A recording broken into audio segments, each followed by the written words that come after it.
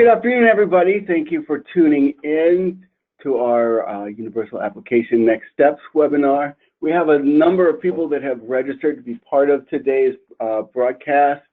We've got about half of you logged in right now, so we're going to wait a couple more minutes and then get started just to give everybody a chance to log in. So for those of you who are here on time, thank you very much. We really appreciate it, as always. And I'll talk to you again in about 3 minutes, so hang in there.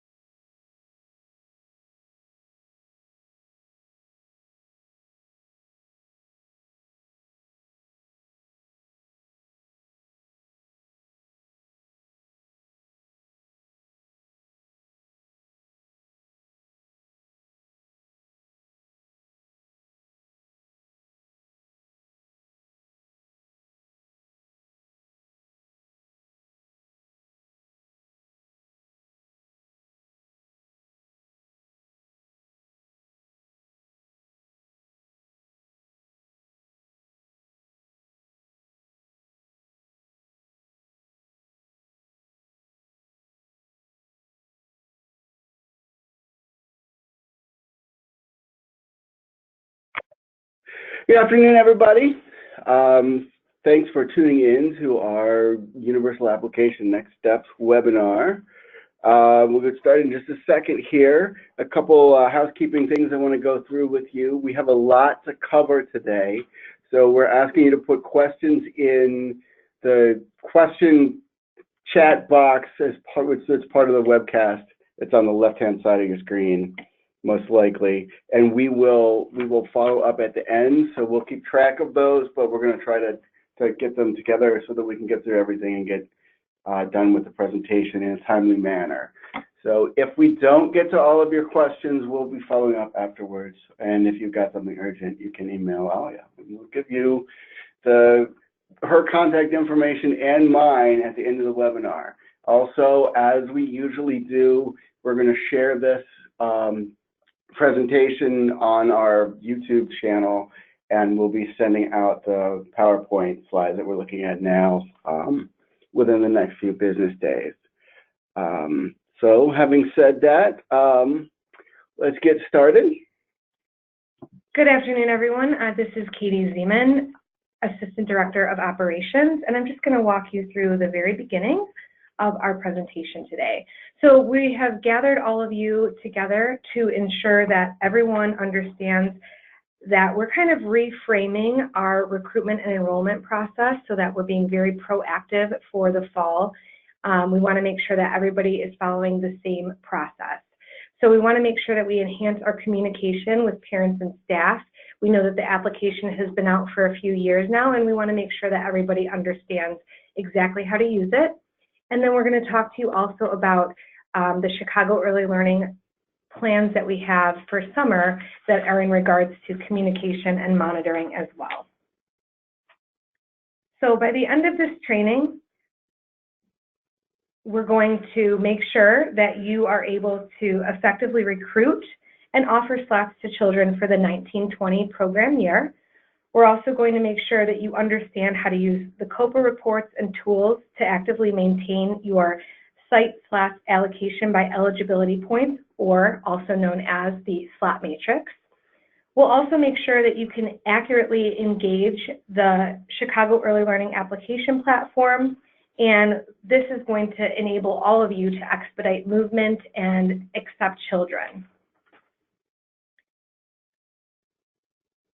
Starting next week, we're going to need you to do the following steps. So please review the 1150 report that's in COPA. We need you to contact all of the families that have been offered a slot. We want to make sure that all of the returning children have been flagged. We also need you to make a plan in order to maintain your slot matrix in COPA. We want to make sure that throughout the summer, you will have a system internally that will help you to determine who's responsible for the maintenance of the slot matrix and then how often it will be monitored. And we need it to be offered very frequently. We need to make sure that you are looking through this often so that it is accurate, because that is a very important part of this process. Can everybody hear me? We're getting a message that the audio is messing up, so I just want to make sure everybody can hear. Yes, okay, great. All right, so the last step is we want to make sure that by the end of next week, you are able to have a full plan with procedures in place. We want to make sure that your frontline staff are aware of these plans, as they are the first points of contacts that families will be able to engage with. So we want to make sure that everybody at your agency and everybody at your site is in fact providing very accurate information. That way every message that goes out is consistent. Again, with the goal always being that we want to be fully enrolled. So we're going to do everything we can on our end to support that, and hopefully you'll find that today's webinar is the first step in really helping you set your plan in place. So we've put this slide up before, and we just wanted to highlight that ongoing, we expect that, eligibility is happening. You're doing enrollment interviews with families, and that's going on constantly. The rollover for the 1920 program year will be on September 3rd, 2019. As a reminder, it is mandatory for all Chicago Early Learning programs for the next school year, for the 2019-20 program year, to be sure that you're using this universal application system. It's very important, and this is a great way that we can collect data that will help us in the future to make improvements, to gather information, and so on. We want to make sure that you check the accuracy of your Chicago Early Learning profile. So make sure that you check your address, phone number, website, your ages served, and your program description. And if you need any corrections to your profile, go ahead and email us at earlylearninghelp@cityofchicago.org.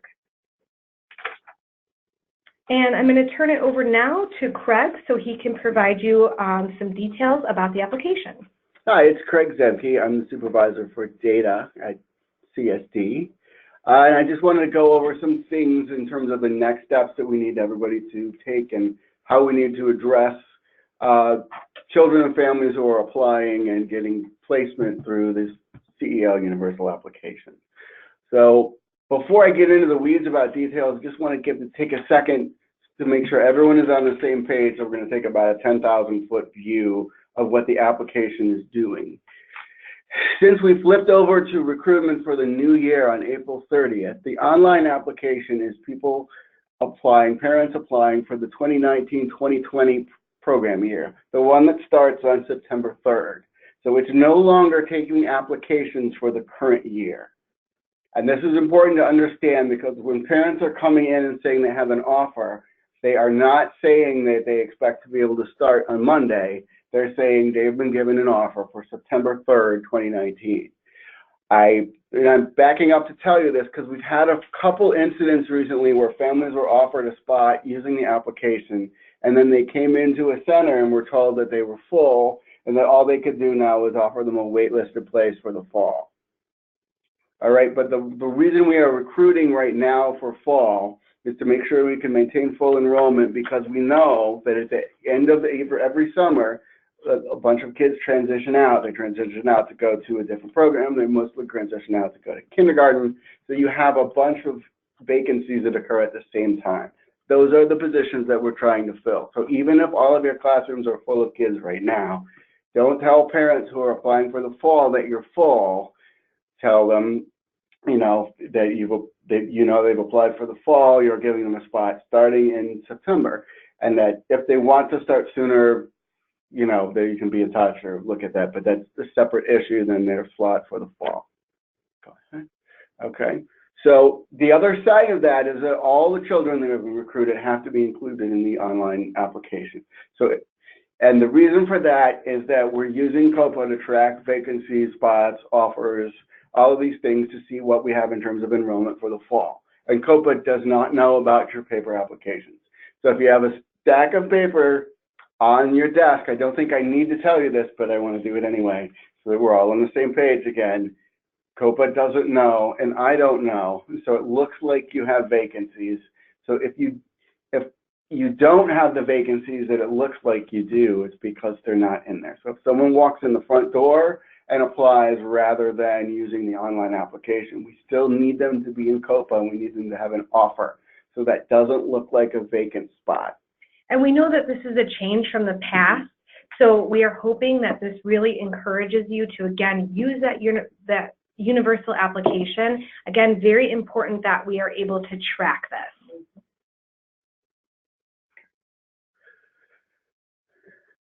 Okay. So we need everyone to understand the process so that all the parents, when we communicate with them, we do it in a way that's accurate, and we do it in a way that's consistent across different programs. So, and we realize we've added this new application on top of existing COPA systems. So when you convert an application off of the recruitment list and you make it into a regular COPA file, we know that that screen in COPA is called the waiting list. And that was been called the waiting list for 10 years before we ever had an application, okay? We know that, but don't tell parents that they're on a waiting list if they have a spot. It's needlessly confusing for them, and it may cause them to go look for another spot because they don't think they have one. So if their status is offered, meaning they have a spot offered for the 2019-2020 year, they have a seat in the fall. So in your communication with them, you should say, something like, congratulations, you've got a spot with us in the fall. We can't wait till we can start serving you in September. So the only families whose status is waiting, let's say something like waiting sites full, waiting slots full, something like that. Families with a waiting status are on a waiting list, but families with offers are not. They have a seat. It might not be a seat for today, but they have a seat. And so we should all be consistent when we speak to them to let them know. Okay. The other reason that we need to make sure all of our applications are in COPA and have an offer if they have an offer or whatever status that they have is because we have organizations out there. We have COFI, we have Vera Creative that are out in the community talking to parents, recruiting parents for our programs and referring them to programs. So they have access to not details, but overall numbers saying how many slots are available at sites and how many people have already applied and so on. So we need those to be accurate. We do not want people to go out and tell parents that there are spots available when there aren't. That would be a waste of everyone's time and kind of erode trust in the program generally. So make sure that your slot matrix is full and accurate. So if you have given the slots to families, make sure that's reflected. And if you have vacant slots, also make sure that's effective, because the other side is also true. If it looks like you're full when you're not, we won't be recruiting anybody for you because you're full. Okay. So the next piece, we've developed a communication plan to support your enrollment efforts this summer. Each site was asked to designate a contact person who manages enrollment and the universal application. I have this list. And so these are the people that we're going to be getting in touch with over the next few weeks about how the process is going. So we really hope that everybody on that list is watching this webinar right now, because that's who we're targeting. So if instead of those people we have higher ups or other management or other people that have been assigned to watch this webinar, please make sure that the person that's designated to be in charge of this watches the recording, and when we send out this PowerPoint presentation, make sure that it gets to the right people, so that we have everybody on the same page in terms of what we want them to be doing. So in addition to the designated people, all the frontline staff who are engaged in any part of the enrollment process, and when we say that, I would include anybody who's sitting at the front desk right now while the enrollment people are in here listening to this presentation. They should also be informed, given this information, trained to some extent on what you're doing, so that we don't have anybody saying to parents, well, we don't know anything about any online application, which happens. And it's largely because it's the wrong person. And the person hasn't been trained. Okay, now we're going to get into the technical stuff, because I've just stressed to you how much we want you to be up to date with the slot matrix, and of course you want to too. And so here's the exciting part, right? Awesome. Okay. So everybody's got every site, and we've got these contact people, and every site has to have at least one person trained to do this, at least to look at this and figure out what needs to be done. And just a note there too, it's fine if there's more than one person, but what we're really aiming at here is to streamline this process. We want to make absolutely certain that this process is, really clean, and we are constantly, the people in the monitoring teams have really just one, maybe two people that they're contacting at your site or your agency. This way, there's quality assurance going on as well. So again, it's okay if it's more than one person. At least one person needs to be trained. And again, just keep it to a small 2 or 3 at the most. That way, it's a really clean process, and we know exactly who to contact. And that person becomes really the expert of this entire process. Okay. So I'm going to hit a couple of reports very specifically now, because they're very useful in maintaining this process. And it'd be easier if we're all looking at it the same way.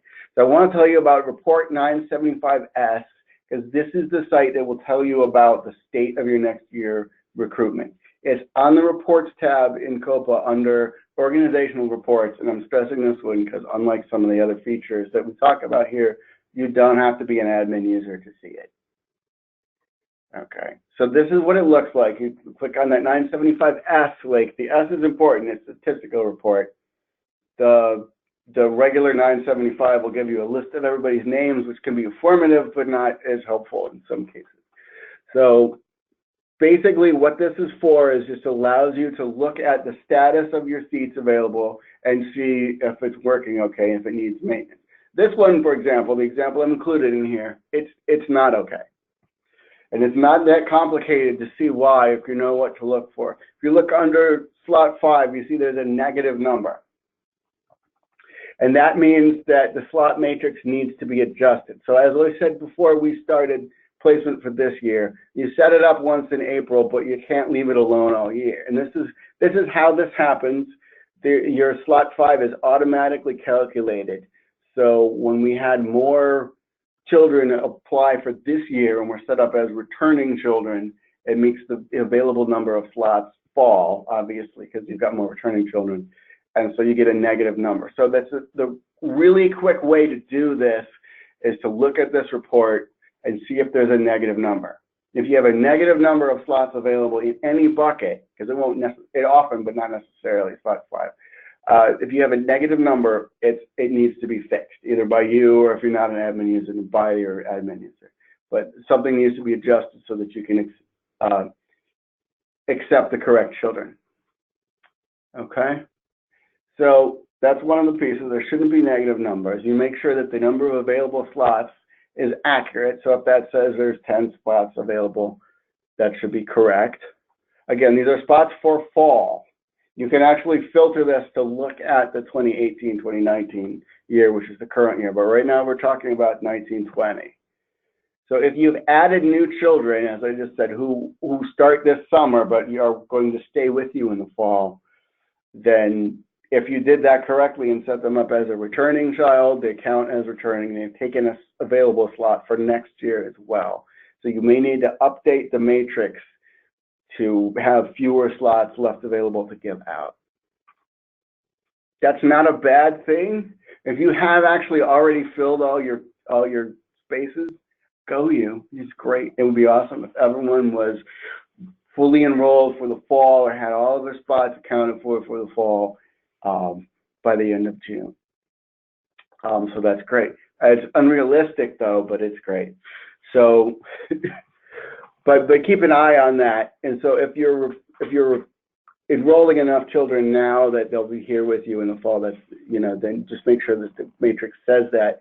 So we're not giving away spots. We're not showing vacancies when you don't have any. Okay. So as we told you the last time, actually the last couple times we had webinars, how to set up children as returning. So again, everyone went in there and did a very good job of getting that done in April. But any new children who have enrolled since then also need to be set up. So if you haven't done that yet for the children who have enrolled after April 30th, please, as soon as we're done talking today, go in there and go through that process again and set them up as returning. Because until that's done, they're not showing in COPA as taking a spot for next year. It looks like there is a vacancy. So we don't want to give the same spot to two people. That will just result in angry parents. Okay, so to do the setup, I'm going to go through this very quickly because we did this last time. In fact, some of these are the same slides, but I wanted to include this for anybody that didn't take part in that, just to see, we've got step-by-step instructions here for you to follow. So you must be an admin user to fix the slot matrix. So if you're the only person listening from your agency and you're not an admin user, you need to talk to your admin user and say, this is something that we need to get done. Okay, under the next year preparation in the admin site, you can click either the child next year preparation or the assigned children to list. Either way, this will just take you to a list of all the enrolled children. You can see them here, and this will show you who's enrolled but hasn't been set up yet. These are the kids you're working with, and this list should be blank now because you went in there and set up the next year status of all the kids.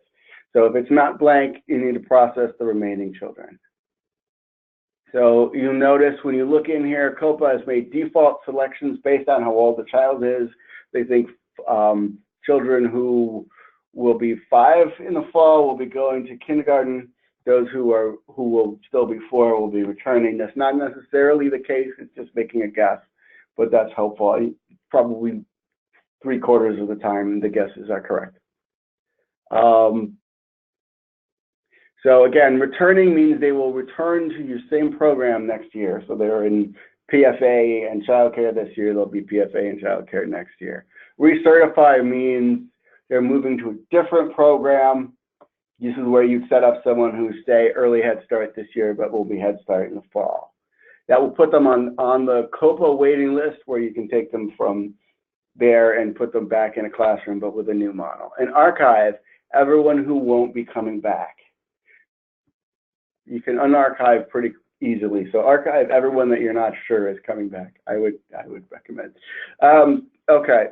So the other thing, every time I do this, so it's not just you. Every time I do this, I forget to check the boxes on the left-hand side. And the first time I pick a status for everybody, it doesn't come to anything and I have to do it over. So I'm just telling you, don't be me. Check the boxes of all the kids you're going to set up the first time.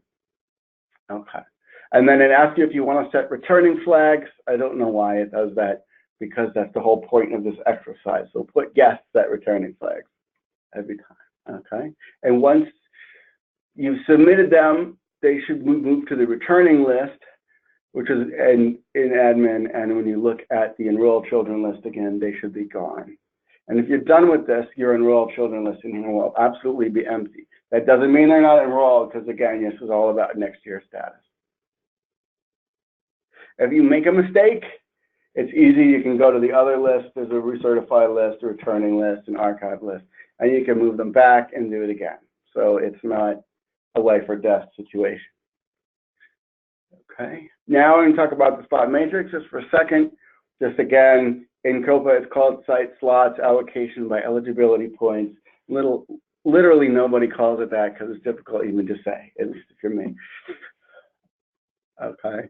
So, and remember, we're talking about next year, this whole conversation. Again, I know most of you know this, we're just all staying in the same page. This whole conversation is about applications for fall. So we're looking at next year. There is a this year status as well, but we're not dealing with that right now. Okay, so total slots, again, is the number of available slots for 3 to 5-year-olds at the site. And most people did this and got this right. But just for the rest of you, again, so we're all on the same page, this is all of the seats that will be available for 3 to 5-year-olds. It's a total capacity. So don't do the math, okay? We weren't clear enough about that last time, and some people have gone in themselves and said, well, we've got 60 seats, but we have 13 kids returning, but one of them is going to be whatever. So we're going to put 47 or whatever. Don't do that. Just put them off.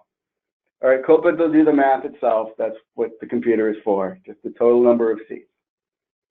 Don't make it difficult. All right, now you'll notice when you're setting that up that COPA's made a guess. That guess is the total capacity it gets by adding together all of the sites that you have marked as all the classrooms, excuse me, that you have marked in admin as being on the application. So if that number is wrong, you can go in and fix that by either adding them to the application or taking them off by checking or unchecking the box that said serving preschool age children. Again, to be clear, and I said this last time, but I want everybody on the same page, serving preschool age children does not mean all the classrooms that serve preschool age children. It should be labeled, I want to be on the universal application. So that's what that box means. Okay. So again, COPA will assign all of your spots initially to slot 5. It's an automatic calculation. And so right here, we haven't assigned any other slots, so all of the available slots go there. When you assign slots to any of the other buckets, that number will go down. And that's why it becomes negative if you've got, when you add a returning child, because it doesn't necessarily take the child from the correct bucket, it just reduces the total number. So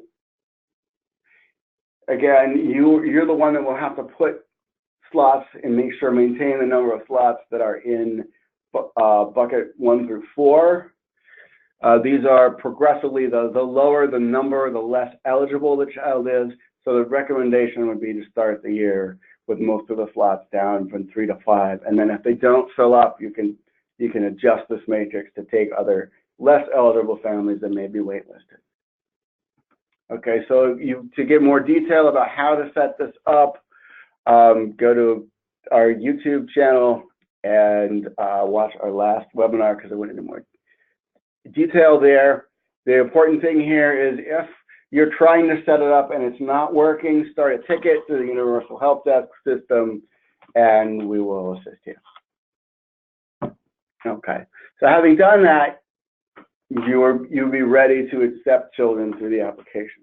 So the next issue is, and again, this is if you don't remember anything else, Well, no, you need to remember some of that stuff about parents too. But this is the most important thing I'm going to tell you from now on. And that is that you can use report 1150 to see who has applied and get their contact information. And that's important because there's also a recruitment list on there, but all of your families won't necessarily be on there. So this is where you want to look. It's 1150. Here it is under recruitment on the page. Cool. Okay. So now the default setup isn't necessarily the perfect way to look at the 1150. You'll see here there's a bunch of different memorized reports that were in here. Most of them were mine that I put together for various reasons. But the one that's called Summer Recruitment is the one that you want to look at because it's summer and you're recruiting. So make sure that we change this to next year. As this is an old slide. You can see that in here. But when you default, sometimes it says this year's, and we need to switch it to next year. Okay, so the report will tell you all the children who've been on here. This is why it's better than the recruitment list under enrollment, because it will show you your second choice children as well, and the status, whether they are approved at which site, and so on. Okay, so you can use this to call or email families who have applied and schedule an appointment. So that, let me say that again so that everyone, again, they just want us all to be on the same page. I know that we sent a letter to the parents, and that letter says you should call and go to the agency that you have a spot at and bring your documentation and be verified for enrollment. And that's what we tell parents, but that's not how we really want this to work. We want you to look in the system, see who has applied, who has been accepted, or who has been waitlisted that you might be able to accept anyway, and call them or email them. So that's why I set up this report the way that it did. It's got their email address, home phone, mobile phone. So if someone has expressed an interest in enrolling in your site and it looks like you can take them, you need to call them. And if you have an offer, the system is determined that based on the parameters that you put in here, that you can take them. So call them. Don't wait for them to call you. Make an appointment time for them to come in and verify and tell them what they need to bring. These are all important. And the reason for doing it this way is that when they walk in, it might not be you that's there because you're not the only person who works for the agency. And again, some of you have been seeing these webinars, some of you are aware of where we are with the CEL process, and other people aren't. So we like you to make sure everybody gets trained, but ideally it would be you who's listening to this, so you would call them and bring them in and meet with them yourself. Just makes it easier. That way you can control the message. We can also see these lists, and we're going to look. So our team will be monitoring the list and seeing how many people have applied and how long the applications have been sitting there. So you should expect us to follow up every few days regarding the recruitment and status of families who have applied. So we are working on a communication system that we will alert your contact people when we see a child that needs to be evaluated for enrollment. And we'll be checking up on what their status is and what you've done so far. And the idea here is that we don't want them to stay on the 1150 with an offer as a recruitment file forever, and we don't know what they are. When they've applied, we need to contact them and move them through this process. And so we will do it, and if you don't do it quickly enough, then we will nag you. Okay, so once you have met with the family, so they've applied, you got the, you found their contact information on the report, called them, they come in and made an appointment, they verified documentation, do one of the following. If they're going to be participating, if they've got a spot and you reviewed their documents, they're eligible and so on, then what we want you to do is convert them to a regular COPA file. So they're no longer on the recruitment list. And so when we look at your recruitment list, we don't see them there anymore. Now, this is where the wording gets funky, and we want everyone to be on the same page here again. When you convert them, they go on the COPA waiting list. That's just what it's called. But don't tell the family they're waitlisted. If you met with them and they have a spot, just tell them they have a spot. Where they are in COPA doesn't mean very much to them. The other piece is if they come in and they're not eligible, or they say that we don't want the spot. For example, you were the second choice, and after they come in, they say, I'm going to wait for my first choice, or whatever. For whatever reason, they don't want the spot. You need to go in there and decline the offer so it doesn't show them as an offer anymore. As long as they have an offer, they will be counted as having a spot in the fall, and that won't show up as an available spot.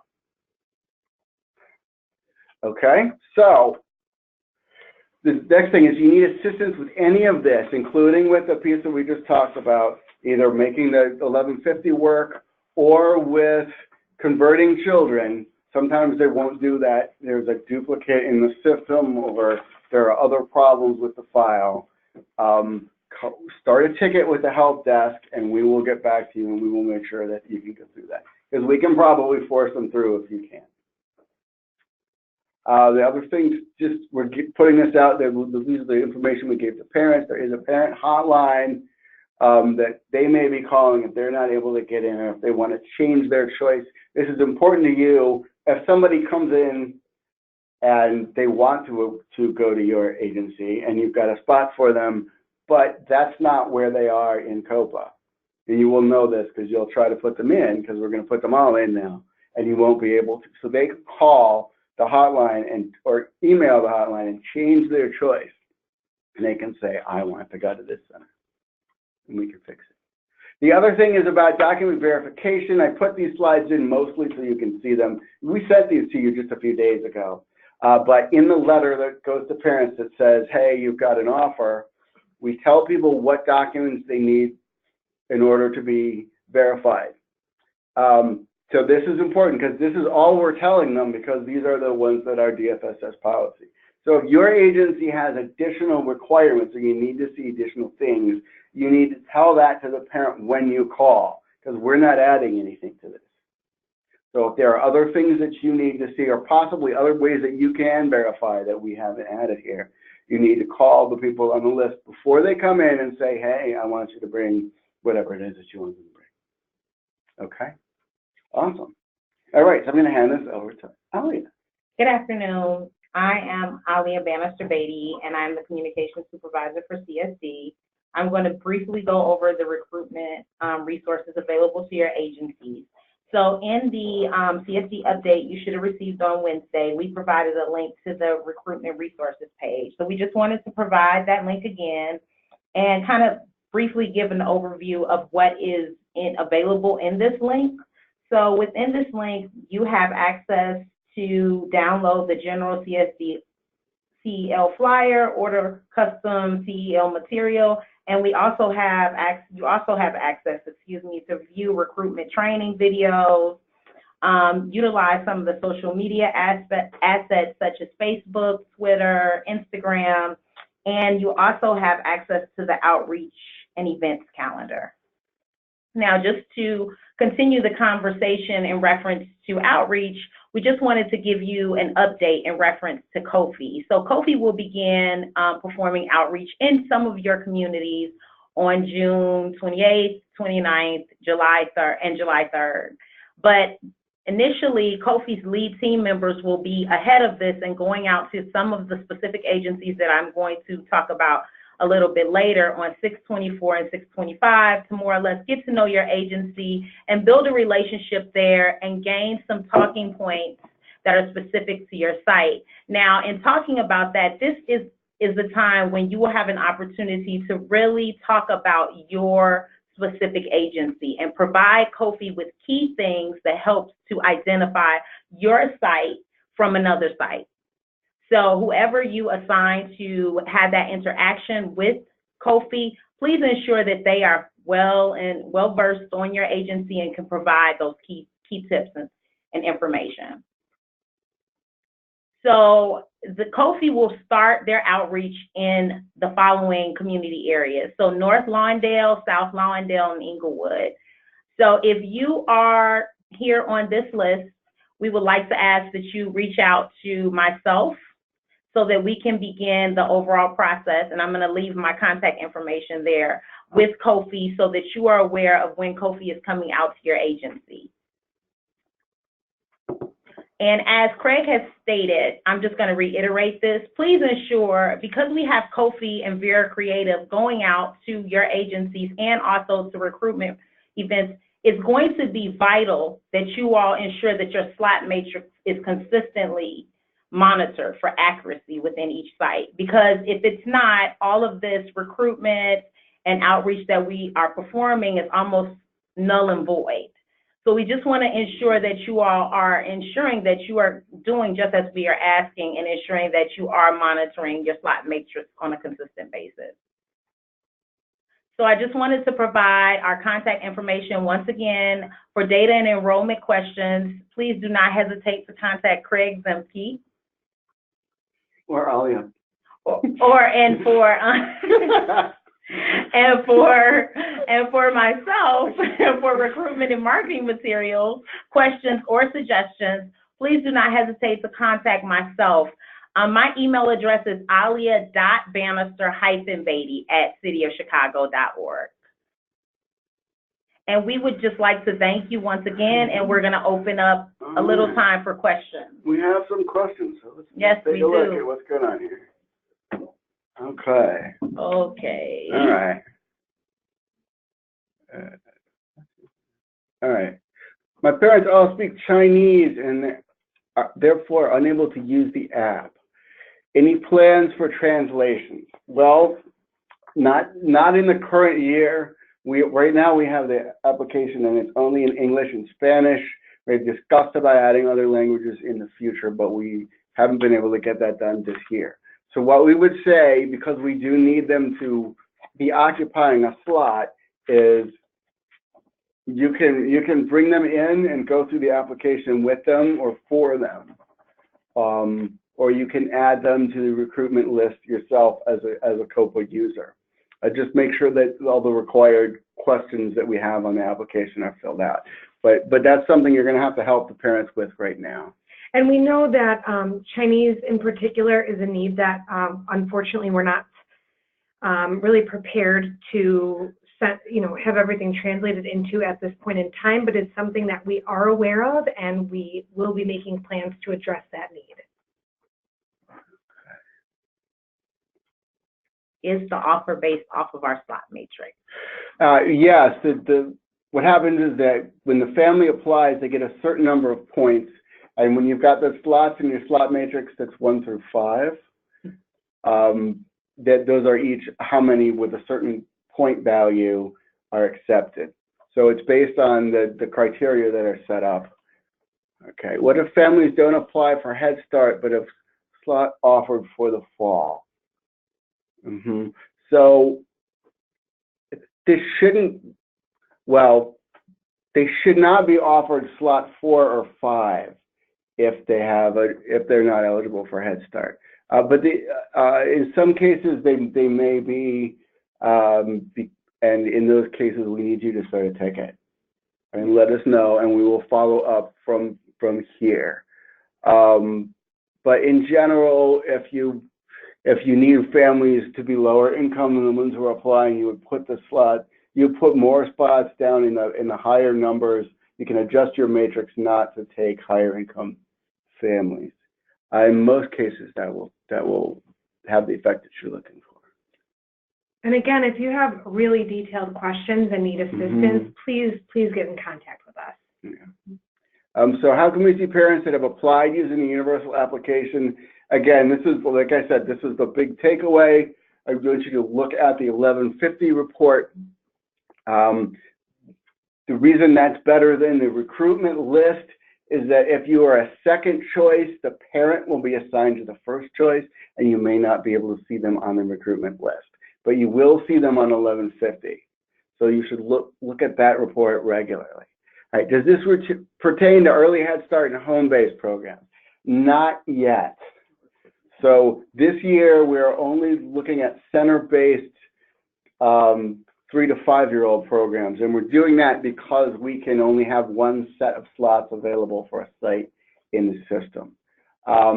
We're hoping to have in future years a birth to 3 application as well, but that requires a different set of slots. The same will be true for center-based versus home-based, since they're not interchangeable, and many sites have both, we would need to be running several applications at the same time. However, just to note there, all of the recruitment efforts are based on all ages. Unfortunately, yes, for now, the application system is just for our 3 through 5s, but our recruitment efforts are definitely for birth to 5-year-olds. Yes, thanks. Okay, so the next one isn't the Universal Application for Head Start center-based. It's actually for all 3 to 5-year-old programs. The technology is neutral to funding source. So what you, and I took this slide out, and I wish I left it in, what you as an agency user needs to do is look at the slot matrix. So Head Start is essentially buckets 5 and 4. Preschool for all can be kids in buckets 3 and 2. And the bucket 1 is unrestricted, and so that's where you can take private pay families. So it depends on how you set that up. So if you can only take Head Start eligible families, you should only have slots in buckets 4 and 5. And so what that also means is that you're required to put every child into the system who is 3 through 5, excuse me, regardless of the funding source, just to be crystal clear about that as well. Okay, so this is good. I see these were from earlier, and I covered some of these, but I'm going to hit them again because it's nice. It's a nice review. How do you account for the paper application in COPA? It can't read. You have to put them in through the COPA application, put them on a recruitment list, and it will then give them an offer or wait list them or something like that. For the children who are moving from early Head Start to Head Start, should we start putting them on the Universal Application list? They should be able to be counted if they will be 3 by September 1st. If you do the next year's setup and mark them as returning, they should be counted as a returning child. So if not, again, start a ticket and we'll work on that with you. We'll have to do some fuzzy math with you if they're not going to be 3 yet, but will be 3 soon after September 1st, because the whole system is based on that date. Okay. Okay, if a parent walks in and has not done a universal application, are they required to do a universal application? Can we just enter them into COPA? We would like them to be entered. They can do it, you can do it. The reason for that is that we've got technology that's built into the application that isn't built into the regular COPA application. So they'll automatically get placed if they're eligible, and it will check to make sure that we have their like Aspen ID, because if they already have one, it won't create a new one. It will find the old one and put it in their file. Can we get more translation material in Spanish? Yes, you definitely can. If you send us an email, we already have most of our materials available in Spanish. So if you send us an email, you can send it to me at aliabannisterbeatty@cityofchicago.org. We will definitely make sure that you have most of the materials. But most of the Spanish translation material in reference to marketing and recruitment is already available on the recruitment content page. Okay, we are a home visiting program. When should we start transitioning children that are aging out? To some extent, that's up to you based on how your program is structured. The way that we have our system set up, we're a 12-month program that begins in September and ends in August. So if you can hold on to them through the summer if you want to, but if you have new children that you're recruiting on an ongoing basis, you may be transitioning them out just to make space for the new younger kids. Do you plan to forward or post this webinar? Yes, as always, we plan to put this in the CSD update and post it to our YouTube page. Okay. How can you change the center capacity number? There were actually, I covered this quite a bit, I think, in the last webinar. Yes, but if you go to the classroom profiles, you can add a classroom to the capacity by checking that box that says serving preschool-age children. You can take it off by unchecking it. If that doesn't work, start a ticket with us, and we will help set that up for you. Okay. What does it mean on the report when allocation status number 1 says waiting buckets full, but allocation status number 2 says offered slot number 1? That means they were waitlisted at their first choice. Their second choice, which in this case is probably you, they've been offered the slot 1, which is an unrestricted slot. So it means you can enroll them, but probably as private pay. Although, again, if you're a Head Start agency, you do take 10%, but I can't give you a 10% spot for next year yet, because I don't know how many spots that you have. And neither do you. Okay.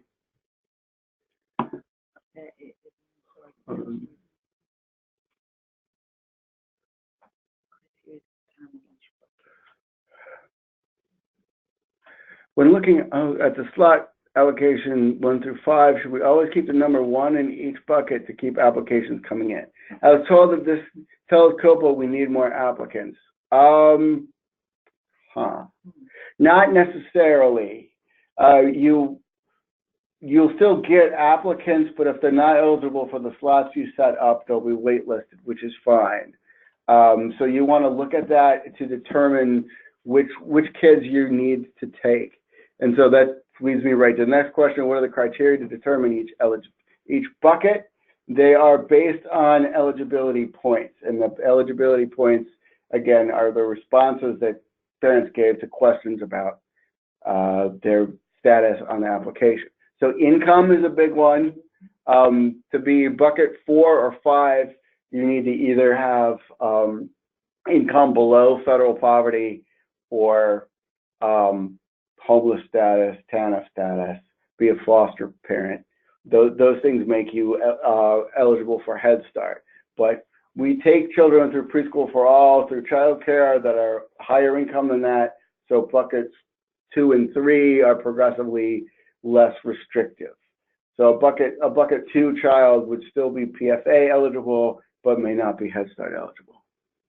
I just want to make sure that it's mandatory for families to use the universal application, even if they have filled out the paper out. Well, hey, we need them to be in COPA. You don't necessarily have to make the family do it if you have all the information. You can do it. I should add that one thing that we changed this year, because it was so painful last year, is that the same email address can have more than one account. That was painful last year because you couldn't put the family in. You could put the first family in, but then when you tried to put your second family in, the system said we use already an account by that email address. It doesn't do that anymore. So you can sit there and put them all in for them if you're right there. And you could use your own email address. The only problem with that is then the system will tell you you have a slot, not the parent. So if you do it that way, it's up to you to update the parent on the status. So just to make sure, paper application equals, please put it into the universal application. Whether that is you or the parent, that is really up to you. It would be great as the agency if you could, meet the parent where they are. So maybe that means that you are going to enter it in for them, but please make sure that no matter what, that paper application gets put into the universal application. And please, please, please, please do not send the parent home to complete it on their own. Again, meeting them where they're at, making sure that you are really supporting them. We don't want parents to walk away feeling like, oh, they weren't even helpful. I was sent, I took, a bus, an Uber, a Lyft ride here, and now I have to go back home and I have nothing. I'm not registered. I'm not on a waiting list, nothing. So please make sure that you support them and help them get that application into the universal application. All right, so here's one. Why is the 1150 different from when you go under the recruitment tab and then family recruitment list? The answer is because one is a list of children and the other is a list of parents. And while children kind of get a first choice and a second choice, parents only are associated with the first choice site initially. So if you were the second choice, you don't see the parent on the list of quote unquote your parents, but you do see the child on the list of quote unquote your children. That's why. Is this application can be used year-round or just during the summer? It's going to be used year-round, just like last year. After we roll over to the new year, then instead of talking about next year, we'll all be talking about this year. That's the only thing. Where can parents go to apply? ChicagoEarlyLearning.org. Children moving from early Head Start to Head Start should be marked recertified, not returning. It says, so can you please review again how we should handle these children? You just said it, mark them as recertified. And they will go to the waiting list after rollover, but they will still have a spot. If they can't, let them know. Go on. I've got some technical questions here. And again, if you've got specific cases that look wrong to you or you need help with, you need to start a ticket with the Universal Ticket System and we will follow up with you. Yeah.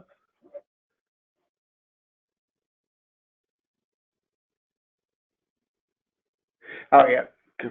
All right. When looking at the slot matrix, you explain the total slots. For example, should it have a number for slot capacity? Should it show a negative number? So first of all, no, it should never show a negative number. It may not have capacity unless you have marked a box, the boxes for your classrooms that say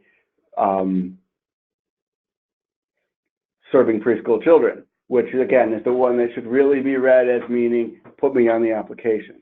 But you can put your own number in there if it says 0, but you know you have slots. The total slots, which is edited by you, the user, is the one that COPA uses to decide whether there's any space for another child. We have PI children at another site that are transitioning to our Head Start site. We follow the same process. You need to start a ticket, and we'll help you because we may have to do something, you know, to make sure that they're accounted for in your count because they'll be showing at the wrong site if you just put them in right now. Okay. Last year, COPA would not allow us to enroll families who were above the Head Start guidelines but qualified for child care. They're going to be given points based on their income. So if you can take children who are above Head Start, make sure that you've got children. Yeah, basically, child care eligibility is like 185% poverty. So put them in bucket 3. If you're all in buckets 4 and 5, you won't be able to take any children who are over poverty. But you can if you populate the lower numbers. Okay. So we're done for today. We've come in just about an hour here. So if there are any additional questions, again, for specific cases that you need help with, start a ticket. For more general questions about policy, you can contact us. My email address is in there. That's way better than calling me because I am not sitting at my desk right now. So if my phone is ringing, I don't hear it. But I will get my email. Thank you all very much for joining us. We really appreciate it. Oh, we are going to do, oh, sorry, there is one more question. All right, one more question. If you're not a Head Start site, does it matter if slots are allocated in bucket 4 and 5? I would always leave a couple in bucket 5 just because that's the number that gets reduced if you enroll somebody now and set them up as returning. So I would leave a couple, but if you're PFA only, but you don't have Head Start funding, I would put most of those in buckets 2 and 3 instead. All right, that does it for today. Thank you so much. Thank you.